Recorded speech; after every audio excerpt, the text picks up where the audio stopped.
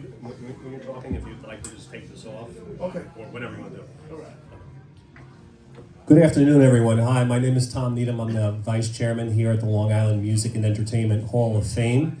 And we are very excited today to have a legend from the hip-hop industry and an incredible writer, AJ Rock. He's a Long Island legend. Many of you know his hit single, Strong Island. He's a member of JVC Force, who just recently reunited and has been playing all over Europe.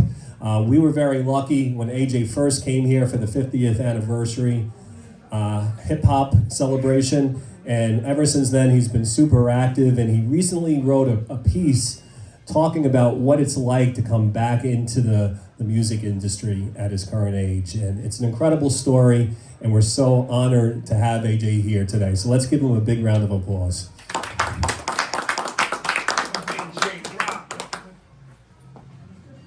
Hello, hello, hello. As Tom said, I'm AJ Woodson, AJ Rock from the group JVC Force. So I wrote this Substack story. I wanted to journal when we were going across seas. Everybody was asking me to take a lot of pictures. They wanted to take video and journals, and they was wanting to know what it was like when we went back on road. So I wrote this Substack, and it was talking about my journey of getting back on stage at 60. I just turned 60. So thank you. So, we all can relate. So being on stage at 60 is a whole lot than being on stage at 22. Yes, sir. You know what I'm saying? Like a whole new appreciation for everything. So one I'll say, when we was 18, 19, 20, 21, 22, first off, we were wild and out of control. And two, you just thought it was never gonna end. Well, we learned that lesson. It did end. So I know it does end. So you start appreciating everything more and more, every speaking engagement, every show. So everything the group disbanded around 91. We had probably performed the last time together in 1991. My partner B-Love, shout out to B-Love, my partner in rhyme, he's not here, he lives in Georgia. He continued doing some solo stuff, and he did another group. Our DJ, he went on and did another group, but I basically hadn't been doing a lot of things. I started writing for magazines, wrote for The Source, The Village Voice, the Long Island edition of The Village Voice, and several other publications. I used to hang out at the stations with my man, Wild Man Steve, of Delphi University. Shout out to Wild Man Steve. Shout out to Steve. Red Alert broke the record 38 years ago on New Year's Eve. Other than Red Alert, Wild Man Steve is the person who's played Strong Island more than anybody else, and still to this day. So he has given us love and still holds it down for Strong Island Radio to this day. Yeah, So I have to give him his props. Thank you. So first off, I'm gonna be going back and forth. I'm gonna be just all over the place. If there's any questions or anything, please feel free to just let me know. So anyway, where was I? So I hadn't performed since '91. In 2023, Tom invited me up here for the 50th anniversary celebration of hip hop. It was a celebration of Long Island hip hop. He just wanted me to be on the panel. And then he asked me to perform Strong Island, which I hadn't performed since '91, and I'd never performed by myself. So I was like, I don't know how I'm gonna do that. So shout out to Johnny Juice, who DJs for Public Enemy. He's not here, but I think he's on his way. So he was DJing that day, so he helped me put a show tape together. I got up, I did half the song or whatever, and that started the fire again. It got love, and it's hometown love. The record Strong Island, we're in Strong Island, so it got the hometown love. Then we got in, I had a bunch of health issues, and I had blew up to like over 360 pounds. Hey, how you doing? How you doing, my brother? So I blew up to over 360 pounds. I sit at a desk all day on the computer, wasn't working out, wasn't doing nothing. Hip hop life, abusing my body, staying up late, eating hours in the night, whatever. So I had a couple of health issues, and I had to go to the doctor a few times. I had to make some lifestyle issues. So I had dropped like about 60, 70 pounds, and then we got a call from Hans from the Urban Matters Festival in the Netherlands. He does an annual festival every year, and he wanted us to come out. So then it was just like, okay, now I was already making the lifestyle changes, and this made me want to work harder. So shout out to Ralph McDaniels, who knew we were going overseas last September. So in August, he had us do he had a big show at Eisenhower Park here in Nassau. Us, Rakim, Drez, Jeff Red, Fonda Ray, a bunch of people. It's like 12,000 plus people out there. Steve was out there. And so that, I was nervous for the first time. Like, you know, I'm home. It was good. We needed to get some hometown love. So the first time we didn't go on stage was the Netherlands. So we got that hometown love. My man T-Money used to be on MTV Raps. He introduced us and gave us a great introduction. And once I came out and I said, "It's Strong Island in the house," and everybody started, you know, made a lot of noise, I felt I was okay. I was good. So we did that. We got that. We wanted to do 2 songs that day. Overseas, we were doing a 10-song set. Oh, wow. So there was like, now I got to get in real show shape. You know what I mean? Like the whole lot of walking, changing my diet, drinking a lot of water, excuse me, all of that. So we got into, I did all of that, and I chronicalized all this in an article and on my Substack, and I sent it to Tom, and he wanted me to come talk about that and talk about Strong Island and talk about the importance of the record, the legacy of the group. So as I said, we dropped the record. We recorded in summer of 1987. Actually, that wasn't the song that got us signed. B-Love had a solo song called New School, which actually ended up being on the B-side. That he actually did, you know, when you go on those school trips and they got those little booths and you record in the booth. He did that, but they didn't have no hip hop. So he had one of our other buddies do the beatbox and they recorded that. That ended up being the demo we sent out. So once we got down there to B-Boy Records, I'm a little older than the other guys in the group, so I'm working at an architect firm.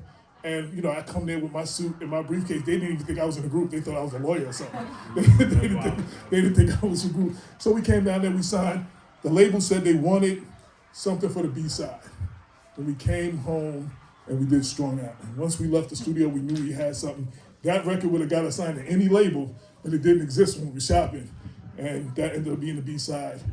And it gave Long Island an identity. Because before that point, you had to be from one of the 5 boroughs to be really taken serious in hip hop. It wasn't really taking Westchester. I live in Mount Vernon. It wasn't taking Westchester. They wasn't taking Long Island serious. So you had Rakim, who said, "I'm rough enough to break New York from Long Island." And the only island I was on from the strong one, because Eric B was from Queens or Brooklyn, they thought Rakim wasn't from Long Island. Right. You had Public Enemy. They were so big that people really didn't know that they was from Long Island. And Chuck D said, "Strong Island, where I got a wildin'," which is what we sampled. Right. Unlike the News 12 clip, we did not create the song. We did not create the phrase. We coined the phrase. Right. Chuck D is the person who physically came up with that. He made that. He came up with Strong Island, the term. So I want to give him all his credit. So because even though I said we coined it, I said in the interview, Chuck D created it and we coined it. They said we created it, and then that's how they so I want to make sure I clear that up. So yeah, that was on Rebel, Public Enemy's song Rebel Without Applause. Yes. It's on record, so you good. Yes.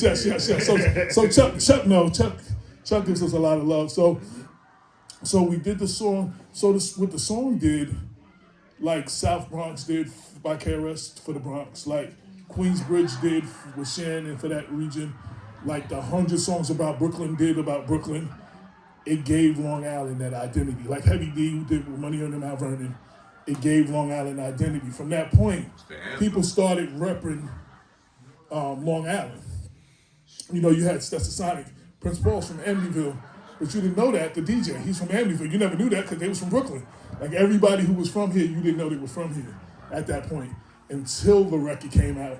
Then all of a sudden, there was this Long Island pride. It was like we had an anthem. I've had younger people tell me, that made them feel like, oh, we can be from here and do hip hop. So that was the cultural relevance of the record, and it became an anthem. And shout out to my man Johnny Juice, who I just shouted out. I just gave him love. What's up, man? I just gave him love. This is the guy who got me on stage first time here, that I was just telling y'all. If it wasn't for him, he's the one that got me, because Tom kept saying, Tom was like, "Yo, I really want you." I said, "Yeah, but I ain't never performed that song by myself. And I ain't performed." Juice was like, "Yo, we could do it." And he put together a show tape and he made it happen. He DJed for me. And that's what set all of this off. And they got that set that bug back in me. Because, you know, I tell a lot of people, being on stage and applause is like a high that if you ever see like a lot of people that don't do it no more, they try to recreate that high with drugs and alcohol. It's literally a high.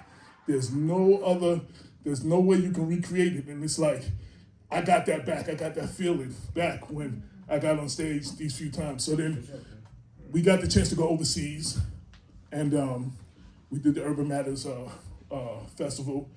It was a 3-day festival, and the love that we got from overseas was just ridiculous. Like on a whole nother level, we just needed that.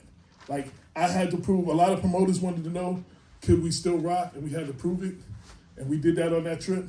I also had to prove it to myself. And then getting out there and being able to rock and seeing the fans it was like, it just where we left off, you know. So I want to shout out my partner B Love again, because there was at some point I gave up. I was content with our legacy. I didn't think we would ever go up. My brother Barry, that runs with us, I didn't ever think we would come back out again. I didn't know we were going to do any more shows, but I was good with that. And he would not let me give up, my partner Ron.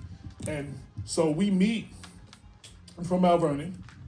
As most people, you want your kids to do better than you, so my parents got a house in Central Islip. And I'm 7 in 1972. Excuse me.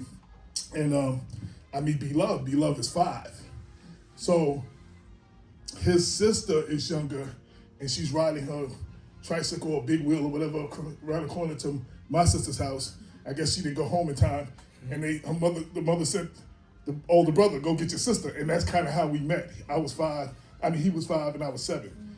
That has been my brother ever since. Without music, I guess that's what makes it work to this day too, because we have stayed, you know, and even though he had opportunities to do stuff without me, they called him to go overseas, not me. They were calling him to do it by himself. He said, I can't go without my brother. So he helped me get into shape. So I really have to give love to him, even though he's not here, because he kept the group alive. He kept me from not giving up. Even though I told him, I'm good with our legacy. He was like, nah, we going back on the road. I said, if it happens, I'm good. But I was not, you know, I didn't see it happening. I'm gonna be honest. I was good. You know what I'm saying? I started a community newspaper in Westchester called Black Westchester. I'm the editor-in-chief. I hold all the elected officials' feet to the fire. I do all of that. You know, I helped a lot of elected officials get in. They acted up. I helped them get back out. I helped some wrongfully incarcerated people get out of jail and get exonerated. And the cops who lied went to jail because of my stories. So those are the kind of stuff. So I had this whole other life now. You know, the local activists. You know, I wasn't even thinking.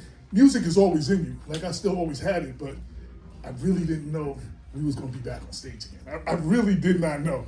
B Love always knew we was gonna be back on stage and we was gonna be, and he said, I can't do it without my brother. So shout out to my brother B Love, because without him, I wouldn't be having this conversation with you. I wanna also shout out my brother, Dr. Bob here, who runs with me in Black Westchester. And I don't drive a lot these days. He makes sure I get he drove all the way out here from Westchester. He drove me out here. He makes sure I get to my spots and, you know, all my speaking engagements and stuff. So that's my brother too. That's another reason what I would say about our legacy. Longevity, my brother B Love, my brother Bob, my brother Damon, who I have the Black Westchester with. God has blessed me with some really good brothers and sisters in my life that had my back. You know what I'm saying? And you need that, and then our family too. You need that, and that's what has kept us continually going. But like I said, the going overseas was amazing, and it was a whole journey for me. We had to figure we didn't do these songs since '91. I had to relearn the lyrics. Like literally, I had to like re-listen to it. Then I had to, you know, once we did the show, I had to walk up down some hills, do my lyrics walking on the treadmill. You know what I mean? Like it was a whole, you know, while I'm getting in shape. Yeah. So I eventually dropped close to 100 pounds. Wow. So, you know, my doctor was worried about me in the beginning. My heart, he was like, the valves, I don't know the numbers, but they was working at 20% of what they should be working. Yeah. And now they're like 80, 90%. He said it might not get to 100, but it's like 80, 90%, you know, and my blood pressure is manageable and all that. So shout out to my homegirl Brenda Crump. She makes sure I eat a lot of vegetables and fruits and got me eating healthy. And that's a lot of the journey that you don't see to get back on stage. So that's what I wrote about, and that's what Tom invited me to talk about. I don't know, again, if anybody has any questions about the group, any questions for me, please feel free. As an MC, I like crowd participation, so feel free to jump in. Where did you get the name JVC? Where did we get the name? Or what does it stand for, I should say? So the letters stand, so that's a good story. JVC Force was a group. So I like I said, my parents got a house in Long Island. They got divorced. I was a rebel without a pause or cause. Mom sent me back to Mount Vernon to go to high school with my dad. And then one of the times I came back, two of my neighbors, Rodney Norman, my next door neighbor, and Mike Walls, were telling me about Bill and Kurt, B-Love and Kurt. They were doing a lot of parties now. They started this thing, JVC, and they were doing a lot of parties. So they dragged me to the party. I didn't want to go because I didn't want to. I was mad. My dad sent me back to my mom's house because I didn't know how to act. I was trying to work things out. So they dragged me to the party, and they tell everybody, let AJ get on the mic. So I get on the mic. I do what I do. B-Love is not gonna let nobody show him up on his set. So he started doing what he do, and we're going back and forth. Not really battling, but back and forth, back and forth, back and forth. The end of the night, everyone said we sounded good together. I met up with the guys and joined the group. Start working on demos and routines. So at the time, JVC only stood for Justified by Virtue of Creativity. The Force didn't really stand for anything. So B-Boy Records was worried about us being sued by JVC Electronics. Exactly. So in the first record you see, JVC Force, you see it all as one thing with periods and dots between each letter. Right. So we made the rest of it stand for Justified by Virtue of Creativity for obvious reasons concerning entertainment. So only the first, so only the first single or so has that.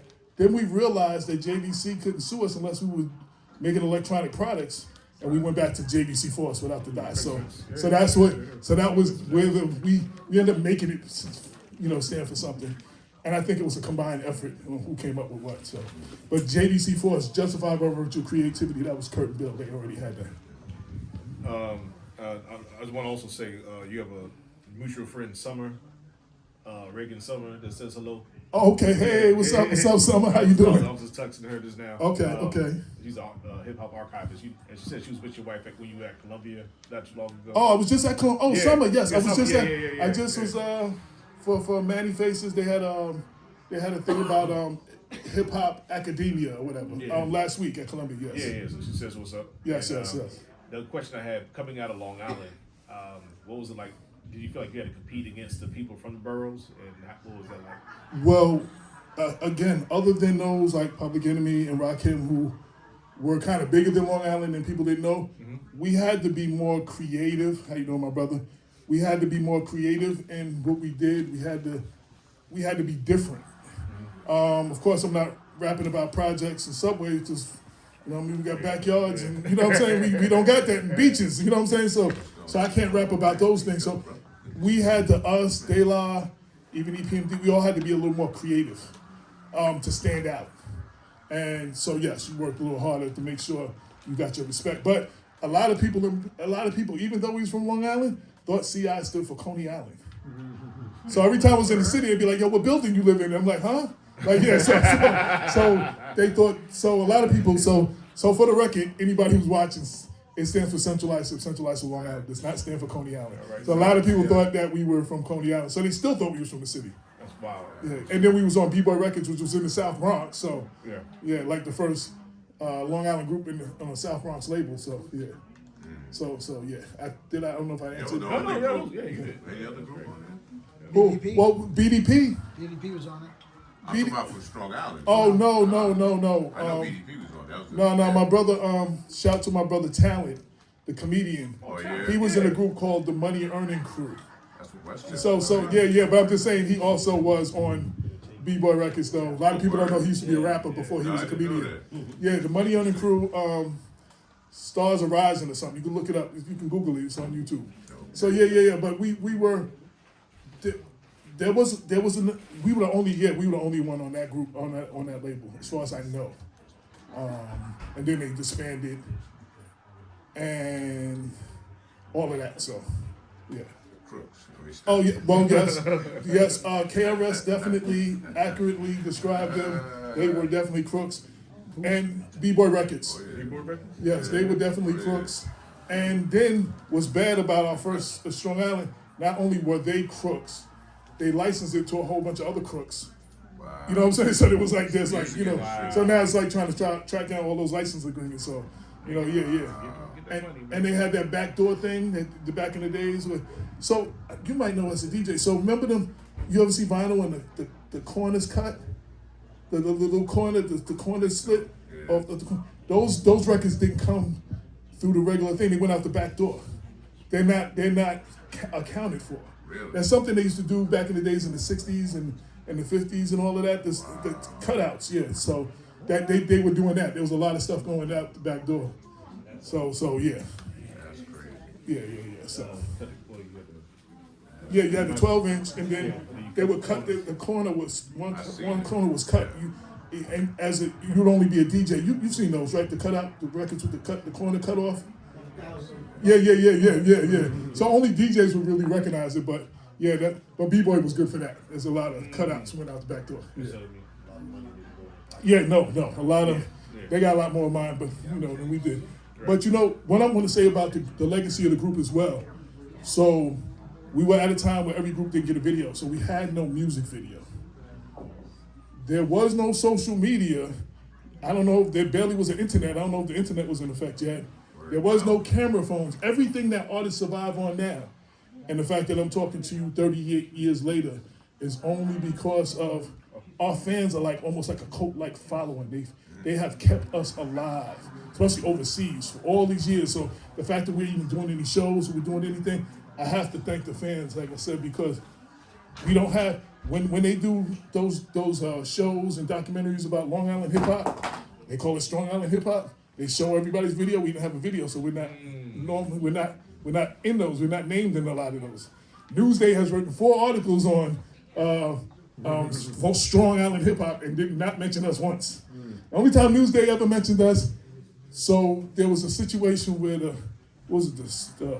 Central Park jogger got attacked, and the kids said they were wilding. And according to Newsday, the song originated, the term originated with JVC Force. And then you know how they put the names of all the people who got arrested?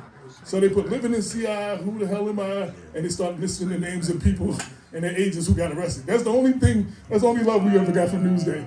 But Newsday has done several articles on Strong Island hip hop. So I'm glad that Tom brings me here for the Long Island Music and Entertainment Hall of Fame.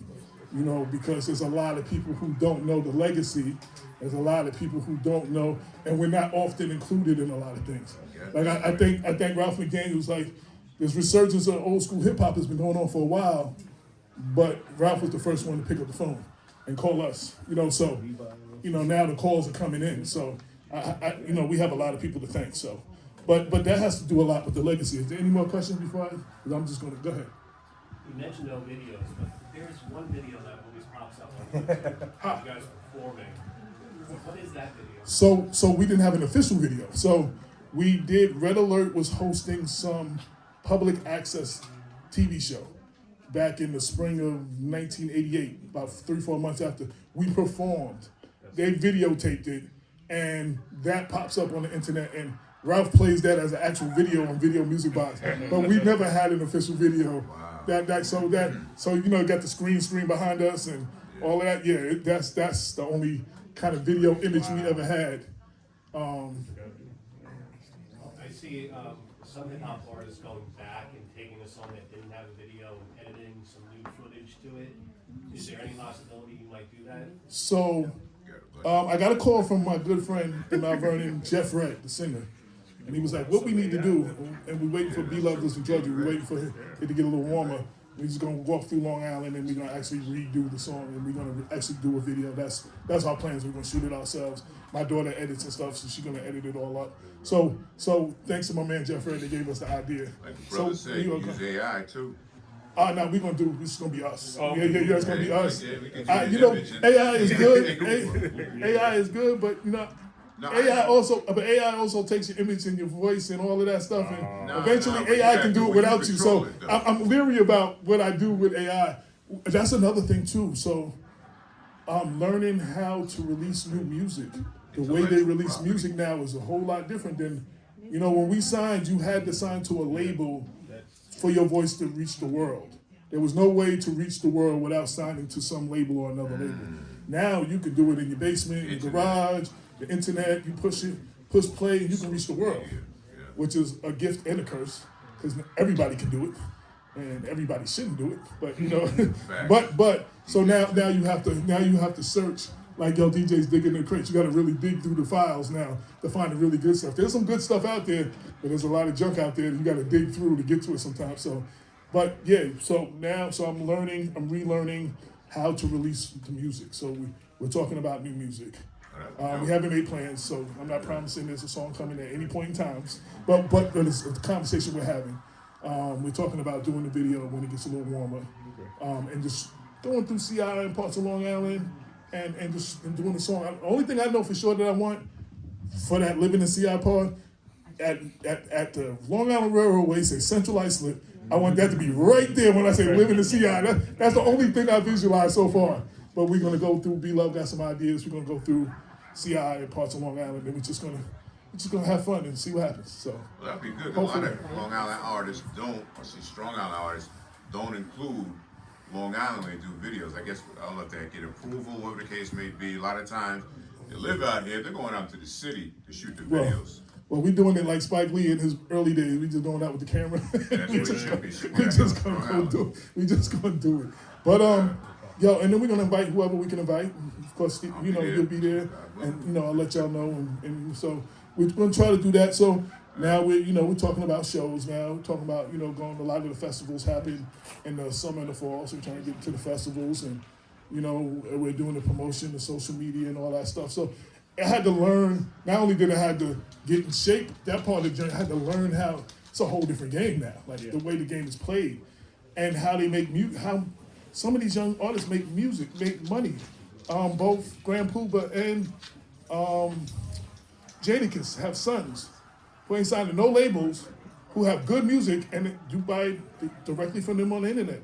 These kids, they have no record deals, but they have the good following. They doing shows and everything. Wow. So I'm trying to learn. We got to learn that all.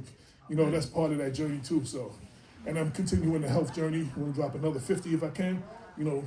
Healthy wise, I didn't want to have no operations and nothing. I wanted to naturally, because that reverts back. I seen people had an operation and. Yeah. It don't look good. A couple years later, it don't look good. Yeah. You can say sometime.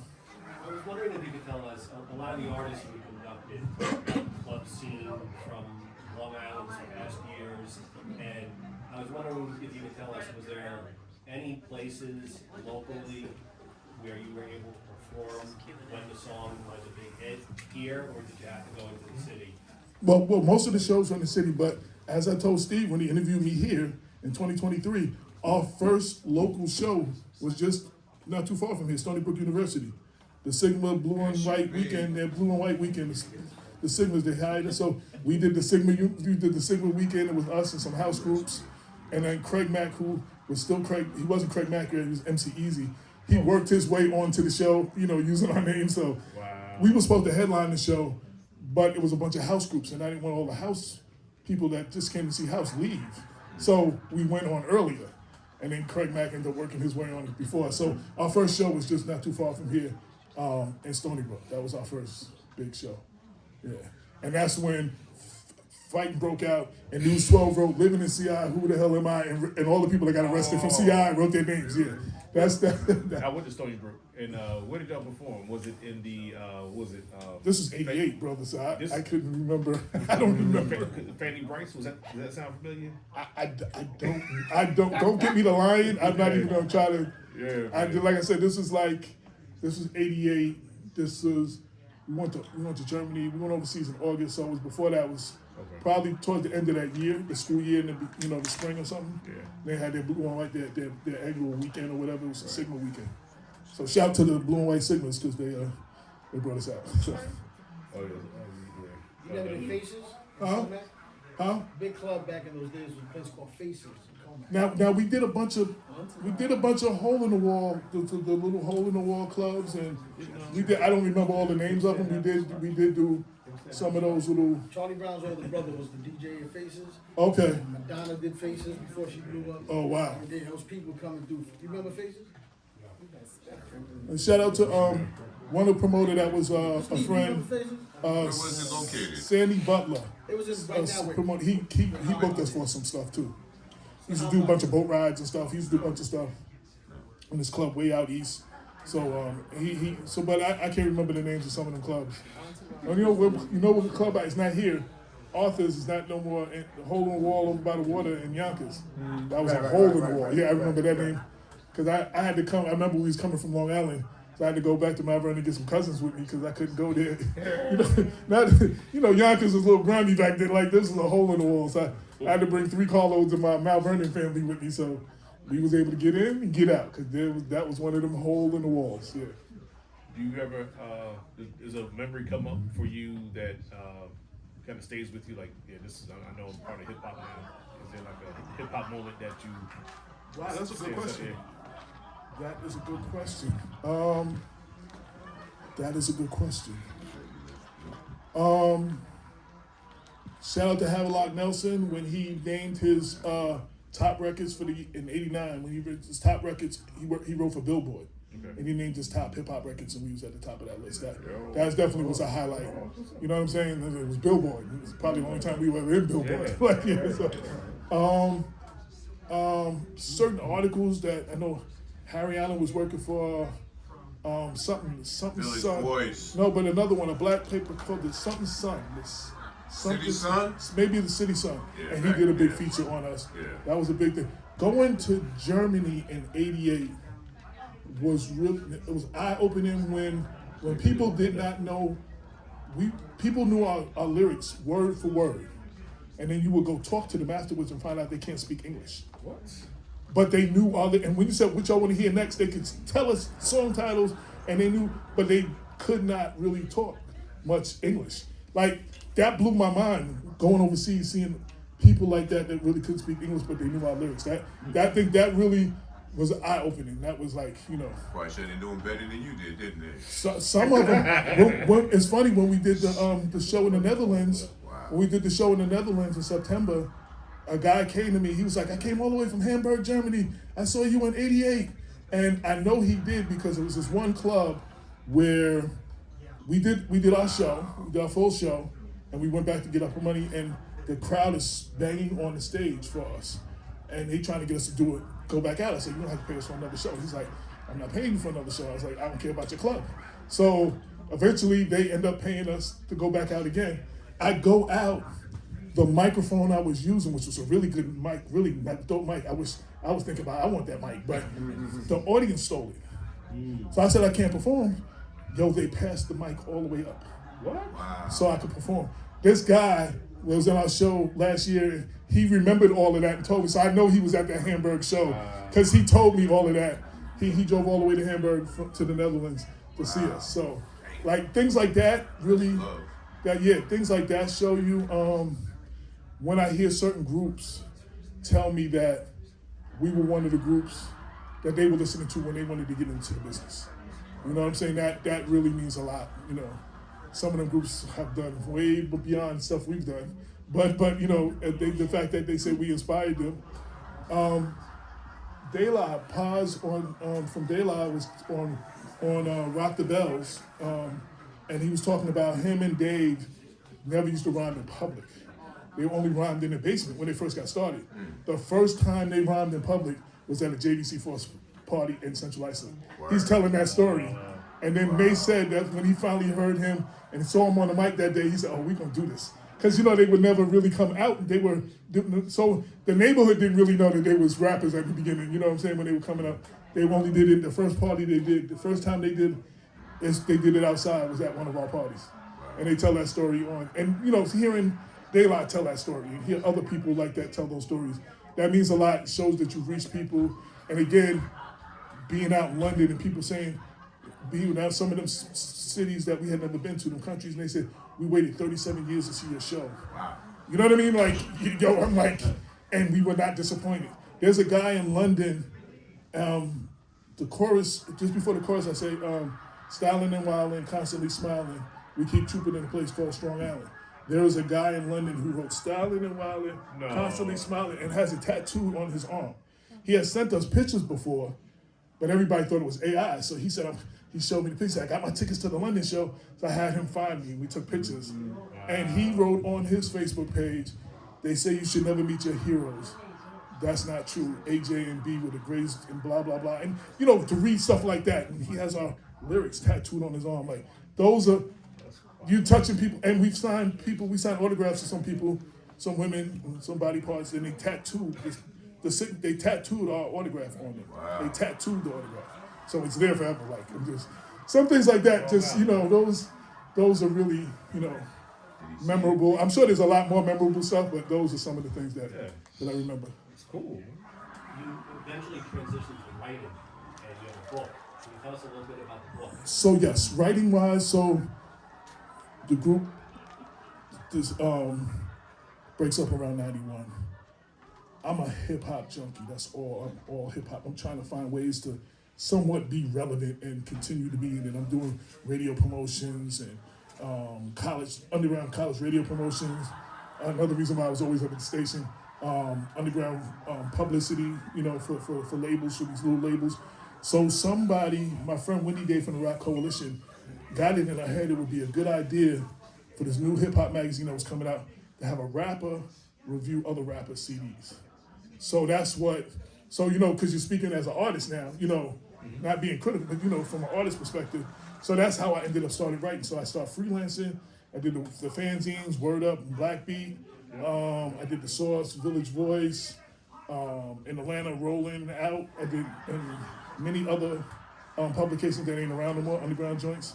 So I was always writing. I've always been a writer, whether it was poetry or something like that, so I was always writing. So I started doing that. So in 2014, I was living in Georgia. In 2014, I came home back to Mount Vernon. My mother had stage 4 cancer. So I came home, dropped everything, I came home to take care of her. So while I'm doing that, my partner that I had a music company with, Damon Jones, we had a music company in the 90s, he became this activist and, you know, doing all the stuff and everything. So he got tired of stations like News 12 taping a whole press conference and only showing a second of it. So he started videotaping it himself. And he started putting it on his YouTube channel. So one day he's like, I know you need a break from the hospital, come videotape. So it was these 4 black parole officers. They went up to get an escaped parolee, a white guy, in an upstate area called Ramapo, where there's not a lot of us there. So as they were leaving, the local police pulled them over, dragged them out the car, and had them at gunpoint. They had on bulletproof vests that said NYS, New York State Parole.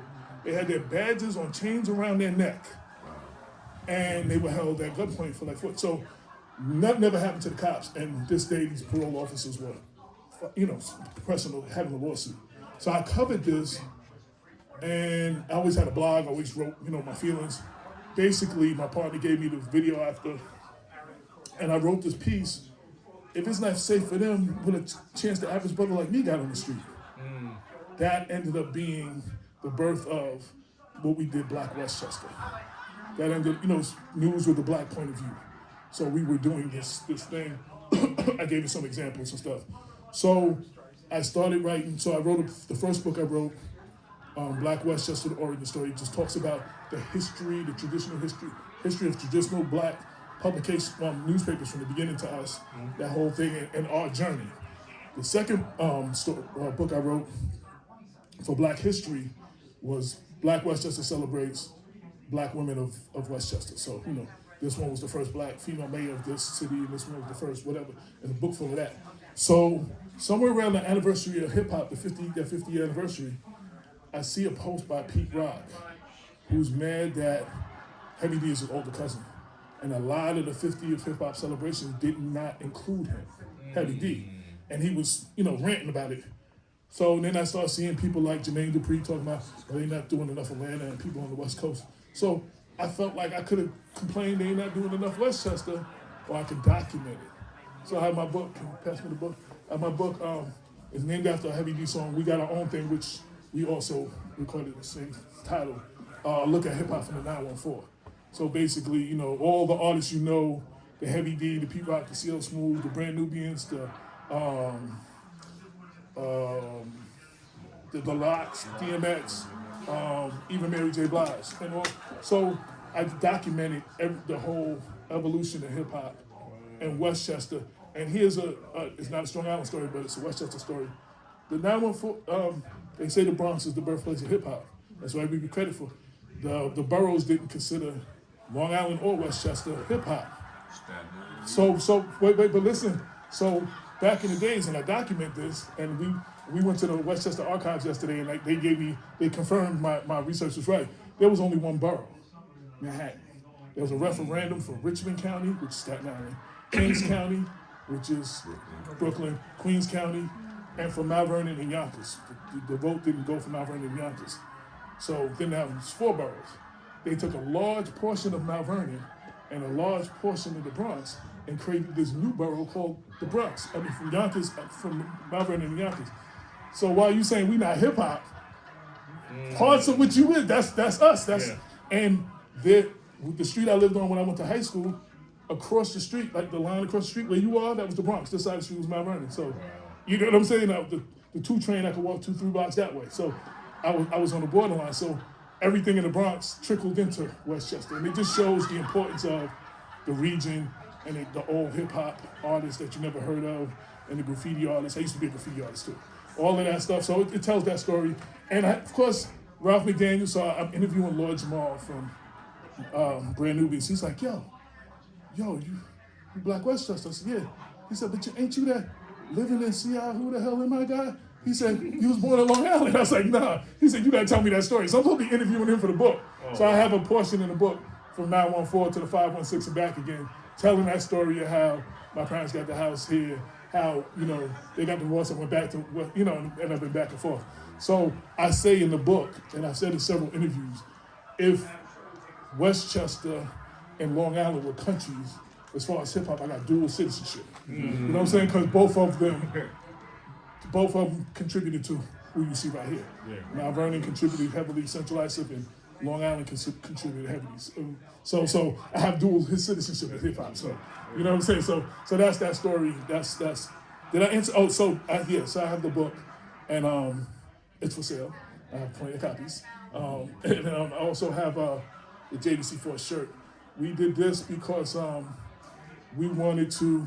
So we were doing the Ralph McDaniel show, and you know a lot of people don't remember what we look like. So I wanted everybody. Like you see my dude Barry, he got his hoodie on.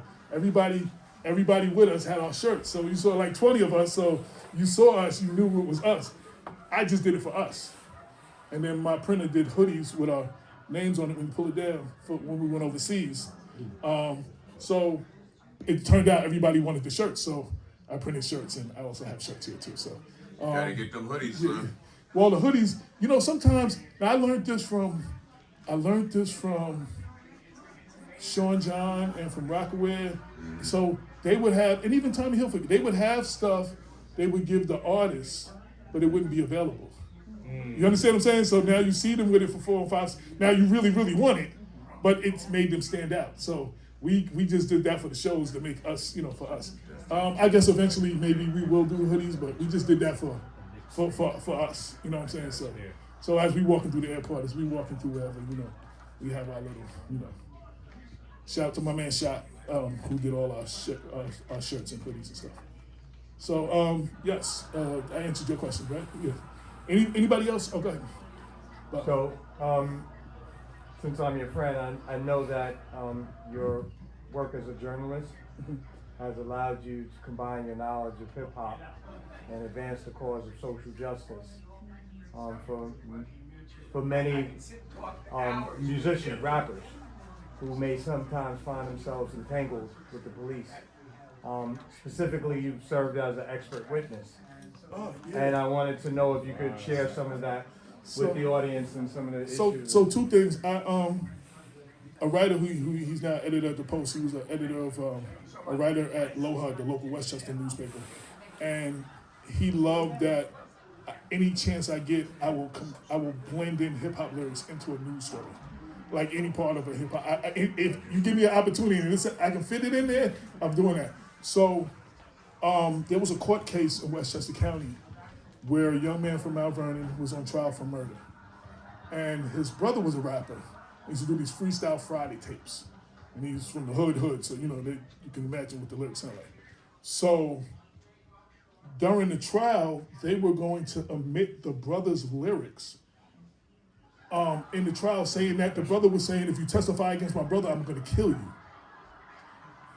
I was on stand for 3 days explaining the braggadocious lyrics of freestyling. So they were saying, well, have you ever seen an artist who just makes up stuff like that? And they don't do it. I said, yeah, one of your favorite artists, Eminem. He killed his mother, he killed his wife, like everybody. Ain't none of these people dead. Wow. You know what I'm saying? So, and I was like, then they tried the group called themselves something gang. So they trying to, and they probably a street gang, but they're a rap group. So, but I had to explain the Sugar Hill Gang, and we use words like posse and crew. And I was a paid witness for like 3 days. I had to go. So because of me, the lyrics were never into evidence. And then the guy did get off because the cops messed up because the person got killed at 5:05, I'm just saying. And at the same time, he's having a fight in the projects with somebody and it's on camera. So he can't be on 13th Avenue if he's on 7th Avenue having a fight. And the police withheld the evidence. And that came out because of my story too. So my hip hop knowledge was able to actually get somebody off. That would have been railroaded. Not only was he going to jail, they were trying to press charges against the brother for witness tampering because of his lyrics. And it wasn't that's not what he said. He said some fly stuff, and I was impressed for a young dude. The wordplay was incredible. Like, you don't get that with a lot of these young dudes. I was impressed with the lyrical. And I had to explain to them, I was like, yo, there's also a part where he talks about his stocks and bonds and all this. I said, do any of y'all literally think that this man has a great stock portfolio? And they said no. I said, so why can't that be? And then why this got to be true then? Why, if you know, so I was able to break too. Yeah. So I was able to break that down for 3 days on the stand in a case in Westchester. But I wrote an article years ago as a joke. Watch what you say in your records. Your lyrics could be held against you. And we held a mock trial for NWA where we had a mock trial for all the crimes they committed in records. Wow. Yeah. Like 300 cases of murder and this case. But so I joked about this like in the 90s that this could happen, and this is really happening now. They're taking lyrics from people and they're trying to introduce them as evidence. So your love of hip hop saved another black man from going to jail? Yes. And I was able to break it down like I did, but for 3 days. And I'm talking to mostly white people. So, you know what I'm saying? White judges and lawyers and stuff that don't know hip hop. I mean, they know Eminem, but they don't know. So, you know, so I'm breaking it down legally, you know. That's powerful. So yeah, that is one incident where hip hop. And the funny thing, also, people ask me when I'm doing Black Westchester, what is hip hop? What did I learn in hip hop that helps me? So we started as a website, and then we were backwards. Then we went to a physical paper because the people wanted a paper. I knew nothing about putting out a paper. So I basically got the local other papers and started, doing. I sampled what everybody else was doing, a little bit of this, and I re-put it together and branded our own thing. So sampling and hip hop is what helped me do this. So yeah. Transferable skills. Yeah, so I was able to flip this and take this and do that. So I have a series of books and I'm going to work on some more. Our first book, actually, I can tell you a screenplay had been made for the first book about the history of Black Westchester. A young lady, a friend of mine, she was handing out the newspapers at an event and handed it to this one lady, and she said, "Oh, Black Westchester, I never heard of it. Why haven't I heard of it? You gotta set up a lunch with me in there." 3 days later, me and my partner Damon are sitting in White Plains in the diner with Roz Abrams. Oh, right?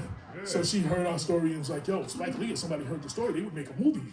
She wanted to hear our story, so I gifted her a book. A month later, she called me. She loved the book. She was like, "I'm so confident that this could be a book, that this would be a movie. I'm going to put up $10,000 of my own money to write for the screenplay." So she's done that. And the first draft has been, they're working on the second draft. Don't know what's going to happen past that, but that actually is one of my books is screenplay being written. So Man, that's amazing. Yeah, man.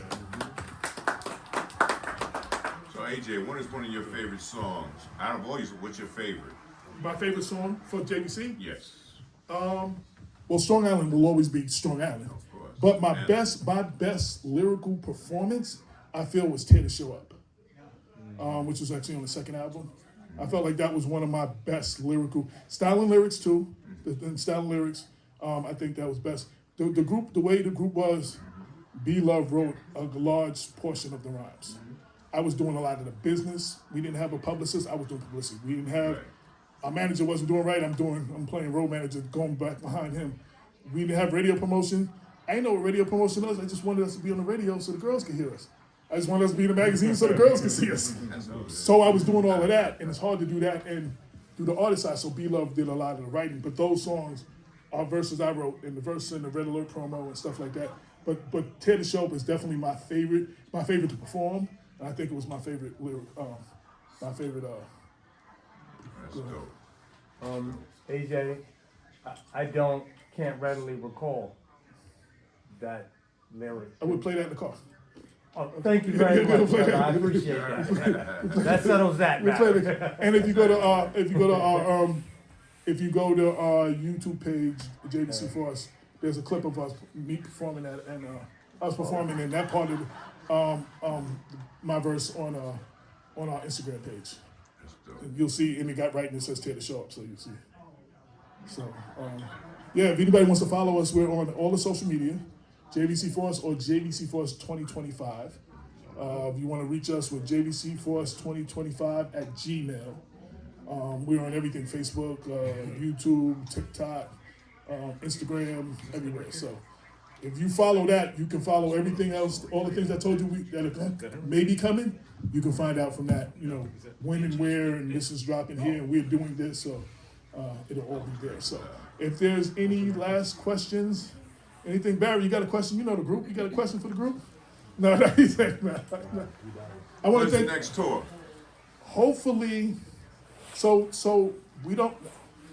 The only thing we tentatively have is a show this summer that I know the Awesome Two do something every Sunday in Hackensack at this venue. Oh, yeah, Jersey? And we gotta find out when B Love's gonna be here, and when he says he's gonna be here, I'm gonna book that show. So it's just a matter of when B Love's gonna be in town for a week or two, so we can.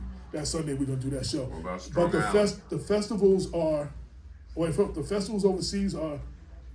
They start in the spring, mostly in the summer and the fall. So we're talking, and we haven't got a bites yet, but we're having conversations. So Gonna ask, what artists do you listen to today? what artists do I listen to today? So I listen to mostly 90s hip hop. There you go. Late 80s and 90s, what they call the golden era is like 86 to 96, but still a little bit almost to the 2000s. But groups that I'm really feeling, so that are lyrical, there's some young guys out of Philly, Coast Contra. Yeah. Coast Contra, Contra. Very, very lyrical. There's a guy named Oba. I can't remember his name. I can pull it up later and I can share it with y'all. He's definitely clever with the wordplay. He's doing like with what's the female that's kind of clever? Doshi, yeah. He's kind of like a male version. I mean, but in his own right though. Like he's different. He doesn't fit in the mold, but you can tell he's very educated. He's definitely good with the wordplay. There's several different flows in the same record. Like it's like people like Busta Rhymes is like breaking down. Do you understand? He just did 5 flows in this record. Like I mean, so. And there's a couple others. I can't think of their names just Errol because you eats asked me. everything. Errol eats everything. That brother's dope. Okay. So there's a lot out there. It's funny, you just gotta find it. But when I'm on my way here, when I was getting ready earlier, I had on a 90s hip hop mix. DMX and all that era that came from late 80s, BDP, all that. That's what I was listening to this morning to get ready. That's my gift. And if I'm not doing that, then I'm listening to some like 70s soul, like what I'm saying, because sometimes I'm hip hop, but sometimes it's the records that they sampled that's dope.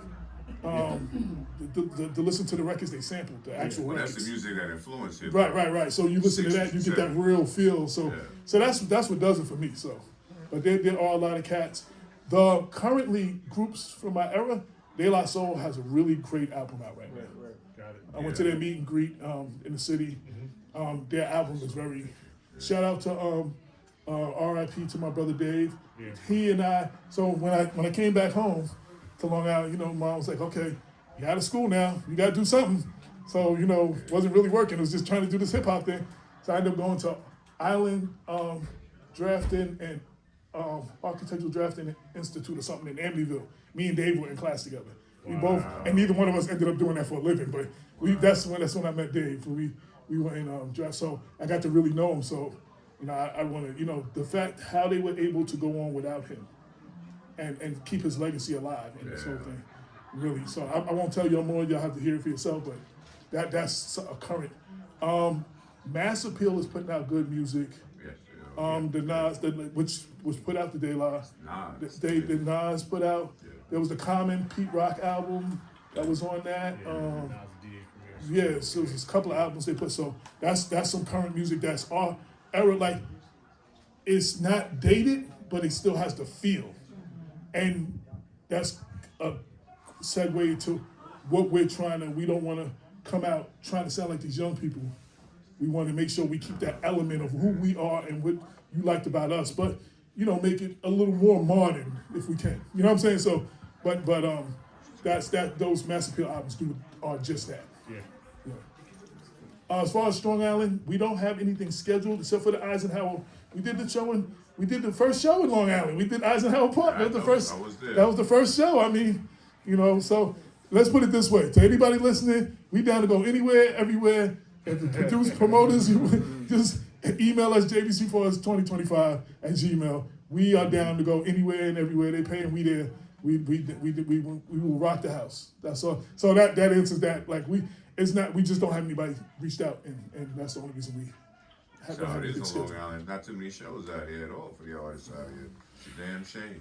I mean, most Still a of lot it of is talent out here, but it's tough to get in. yeah. Most of the stuff we're gonna probably end up getting is overseas. Yeah. Maybe some down south stuff. I was just told by some people in Cali, our song Strong Island is a low rider anthem. Really? They slow it down and they be doing all of that and jumping, and they be listening to Strong Island. So I'm like, Crazy. I'm trying to get a video. I'm like, send me a video. I haven't think nobody sent me a video yet. I want to post that on our social media. Wow. Yeah. So these lyrics they resonated from 38 years. I'm amazed that when some of these artists made records 6 months ago, a year ago, and nobody want to hear from them sometimes, and you want to come out and see us, and y'all came out today to hear me speak about rhymes we did 38 years ago, and that we're still standing. And again, without a video, without social media, without camera phones, without the internet, just because the fans kept us alive. Fans and DJs like Wildman Steve kept us alive because he still plays Strong Island on the show. So yeah, so that's why we're still here, and I'm thankful and I'm honored and I'm humbled. And again, coming at this at 60 as opposed to 22, I learned that it does end. So I'm not in it like, oh, this will never end. And you appreciate every interview, every show, everything. After the London show, we took over a pub. Some of the fans said they were going across the street, so we took over a pub. We just took it over. And we sat in there for like 2-3 hours and signed every autograph and took every picture, and people could come up to us and ask us all kinds of questions. And from what I understand, that a lot of people don't do that. They're still talking about that from September when we did that. Wow. So that we really want to interact with our fans because our fans kept us alive. Like, we're here. Whatever you see from us is because our fans. And lastly, and I started it off, shout out to my brother B-Love, my partner in rhyme, who is my brother, who we would be brothers without music. And again, another reason I'm standing here is because he would not let me give up. Like I said, they called him to do a medley of our songs overseas. He's like, nah, I need to get my brother. We can get him in shape. We good. And we got it, and we rocked it. So the fact that anything that comes from this point is because my brother, and even throughout the years, there's certain things that he got calls to do. And, with a little money or whatever, and he kept me involved, you know what I'm saying? Make sure he broke me off, and You know, he did a T-shirt design, and he did all that, and he broke me off, and so he always kept me relevant. He always kept me in the loop of things. So I owe him a great deal. And again, it's our families, his family, his sister, nephew, all of them, my brother Barry and his wife, they all came with us overseas. They all came. A bunch of people came with us. My daughter came up here from Georgia. The great thing about the Long Island show, my daughter saw us perform for the first time. She's 36 years old. She was born the year after the record, you know, so, and then we kind of broke up when she was 3. So she got to be front row center and see us, and B Love's her godfather. So that's a highlight. You asked me about a highlight, that was a highlight. You asked me about highlights, that's a highlight, performing for my daughter for the first time. And seeing her, like I'm out there, and she's right where you are, and I'm seeing her in the front row, like right there. And she got her camera out, and I'm doing this, like that right now, that's got to be one of the greatest highlights. I'm trying to find some old Sigmas. Oh, I'm back trying in the to. day, yeah. Well, the main guy I knew, his name was Terrence. I don't know the rest of the guy. Terrence Day. I forgot Terrence's last name. He's the one who booked us. But B Love was in touch with somebody who said they had the footage, so we're trying to get that footage from that. I really want that footage from that show because I want to show the old school footage. I think I might have a connection. Well, I greatly appreciate it, and I'll make sure I give you my number before we leave. Yeah, man. If there's no other questions, I'm gonna wrap this up. I don't want to just keep running, because I run my mouth forever. So I don't know if I've answered everything. If I thank all of y'all for coming out. I didn't know that this day was possible because all that snow. I didn't know, if, you know what I'm saying. You know, but thank y'all. You know, thank y'all all for coming out, and I hope that y'all learned something, and you know, follow us online, and yeah. That's it. I have books and T-shirts and stuff over here. I want to thank very much AJ. Congratulations for bringing the group back together and doing it I didn't again. bring it back together, but I'm part of it. Yeah, me and B Love gets credit for that. He kept us going and made sure that we on the road together. So I give B Love all the credit for that. Well, as you mentioned, AJ has T-shirts and books for sale over there. He mentioned Johnny Juice, who, Johnny, if you can raise your hand. Johnny Juice is Public Enemy's current DJ. He's been with them from the beginning, but he's out on tour. They're playing with Guns N' Roses now. And Johnny, as AJ mentioned, was instrumental in AJ coming here to the Hall of Fame for the 50th. So we're really honored to have AJ and Johnny back together again. And Johnny said he's willing to sign some Public Enemy albums if anybody wants to go downstairs to the gift shop. We have a bunch of Public Enemy albums down there. So he's willing to do that. Thank you, Johnny. But thank you everyone else for coming to the Long Island Music and Entertainment Hall of Fame. We appreciate it, and we hope to see you again one day.